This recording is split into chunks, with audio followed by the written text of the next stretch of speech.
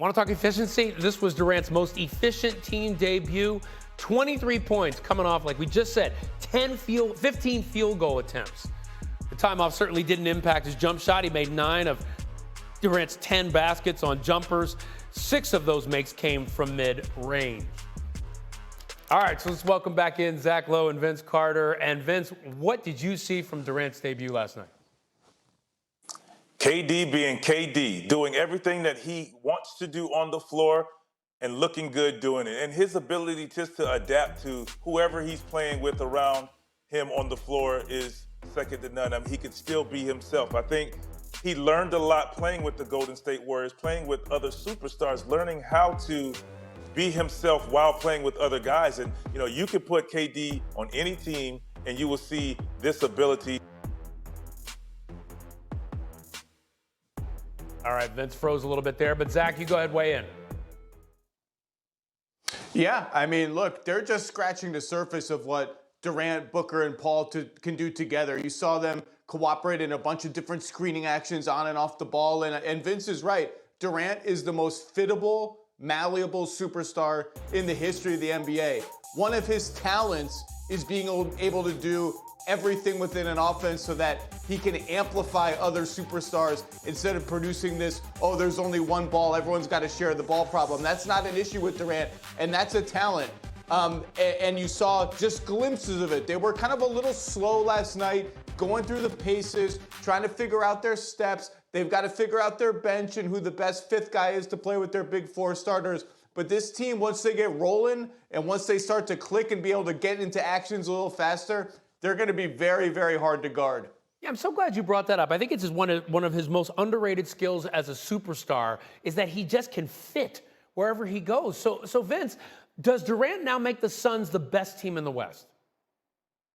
I won't say make the best teams in the West yet. I mean, I think they're the popular team is what we want to see, and you look at it and you're like, this could be good. But let's not disrespect that team that's in first currently right now, the Denver Nuggets, who are playing great basketball, and Nikola Jokic is playing at an MVP level, and they're getting wins. And then there's the Grizzlies, there's the Kings, who are above them as well. Like, if you look at it, the Suns are 10 games out. I said, yes, they could possibly eclipse the Denver Nuggets once KD got acclimated. But at the same time, you look at the Denver Nuggets, they continue to win, and nobody's talking about them or giving them the credit. So not quite yet. I say the Phoenix Suns are the best team.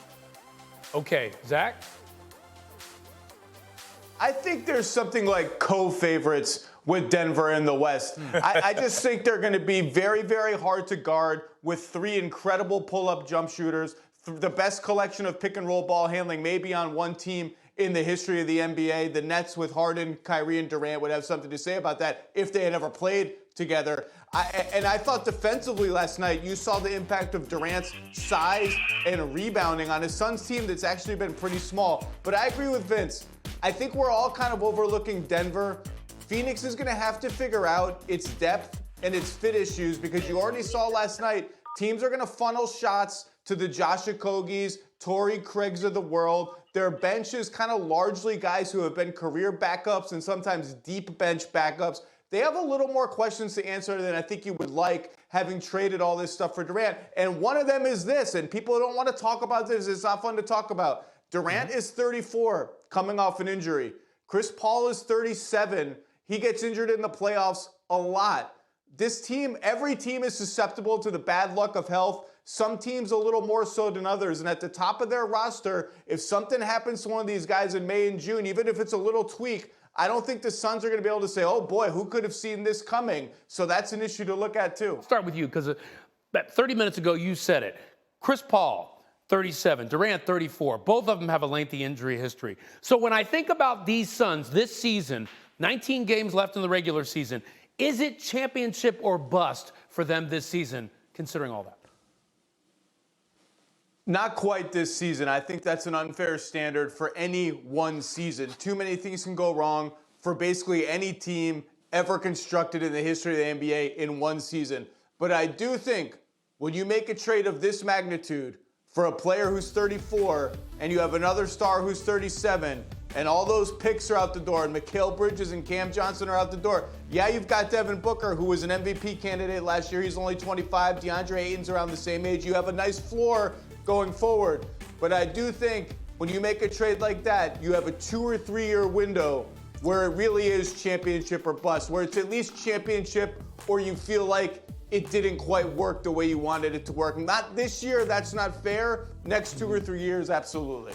But I got to think at least this year, Vince, they're thinking we got to make it to the NBA Finals. Now, you just said Denver's being a little disrespected, that right now they're still the class of the West. So what do you need to see in the last month or so of the regular season to think that Phoenix can challenge Denver and make it out of the West? Well, that's the saying. They just got to take care of business. And I want to add one thing to what Zach said is that I think you hit it on the head when you say they moved all of their young pieces in 3 years. I just think it's much. I feel like you want to try to get it done this year.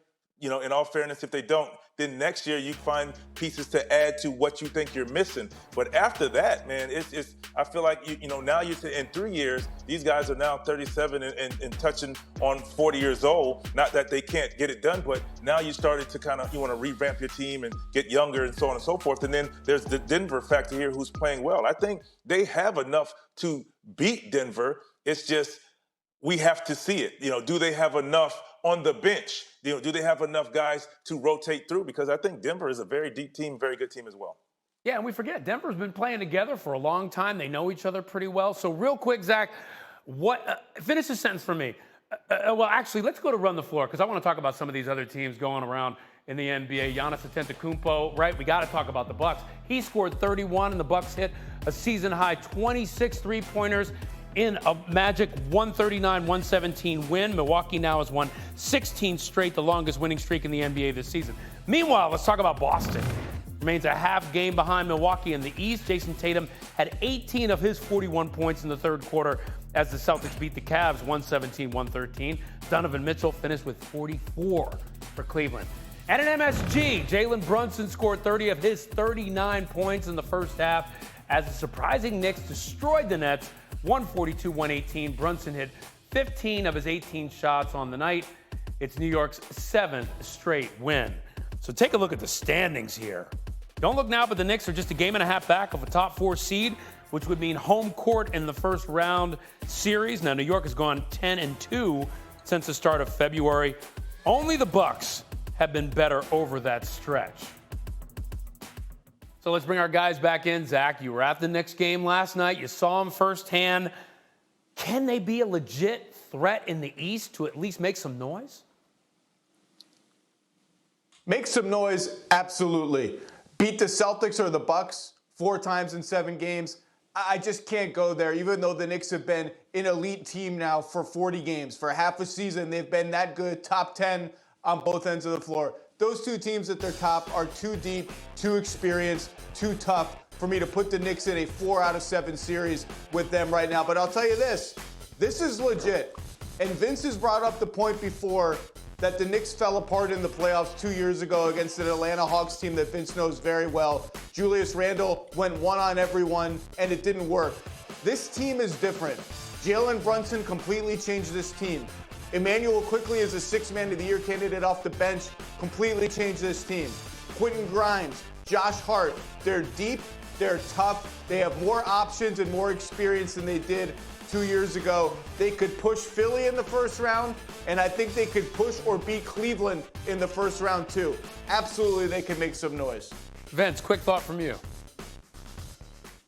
Whew, he said a lot right there. But no, I agree with him as far as they are a better team. But you think about how they imploded in the playoffs against the Hawks. Yes, what I watched, but now you see that they have even R.J. Barrett that Zach didn't mention, and Mitchell Robinson. They have more experience, more confident players, and they've been through this situation before. So yes, they can make some noise in there. And I think either Knicks, Cleveland, or Knicks 76ers, those are 2 good series that they can possibly come out, but we don't know.